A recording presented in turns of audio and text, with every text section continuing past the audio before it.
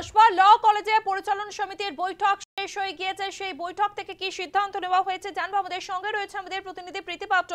প্রীতি, কসবা ল কলেজে পরিচালন সমিতির বৈঠক শেষে কি সিদ্ধান্ত নেওয়া হয়েছে কি জানতে পারছো?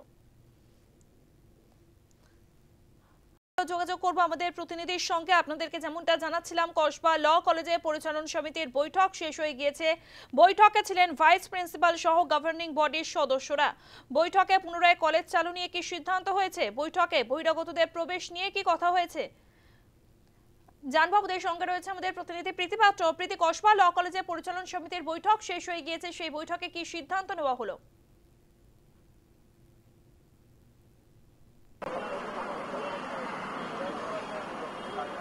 আরেকবার যদি প্রশ্নটা করো তুমি।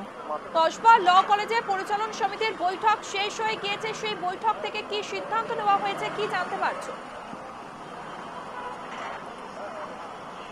একেবারেই দেখো, আজ কসবা পরিচালন সমিতির বৈঠক ছিল। সেখানে গভর্নিং বডির সদস্যরা, ভাইস প্রিন্সিপাল প্রত্যেকেই উপস্থিত ছিল। তবে বৈঠকের শেষে এর আগেও আমরা দেখেছিলাম তারা বলেছিলেন যে সমস্ত ব্যবস্থা নেওয়া হবে সেই সমস্ত ব্যবস্থার কথাই কিন্তু বলা হয়েছে। একদিকে যেমন বলা হলো যে তিনজন অর্থাৎ মনোজিৎ মিশ্র, প্রমিত মুখোপাধ্যায় এবং জাইফ আহমেদ তাদেরকে ইতিমধ্যেই বরখাস্ত করা হয়েছে। কলেজে সিসিটিভি ফুটেজের সংখ্যা বাড়ানো হবে, কলেজের ভেতরে এবং বাইরে যাতে সিসিটিভি ফুটেজের সংখ্যা বাড়ানো যায় সেই দিকে নজরদারি দেওয়া হবে এবং নিরাপত্তা রক্ষীর সংখ্যাও বাড়ানো হবে। এবং এর আগে যে সানফ্লাওয়ার যে নিরাপত্তা রক্ষীদের এজেন্সি যারা দায়িত্বে ছিলেন তাদেরকে দায়িত্ব থেকে ইতিমধ্যেই সরানো হয়েছে।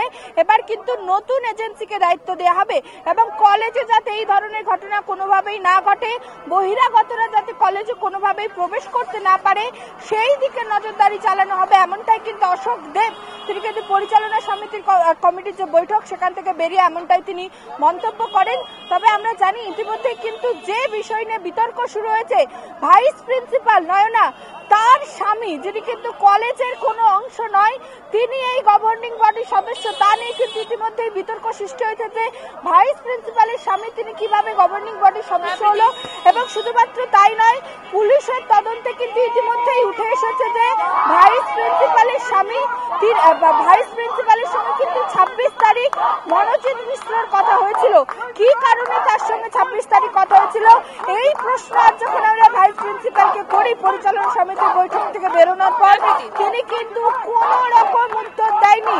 তোমার মনে থাকবে যেদিন ঘটনা ঘটেছিল সেই দিন অভিযোগ করেছিলেন এই ভাইস প্রিন্সিপাল। ধন্যবাদ।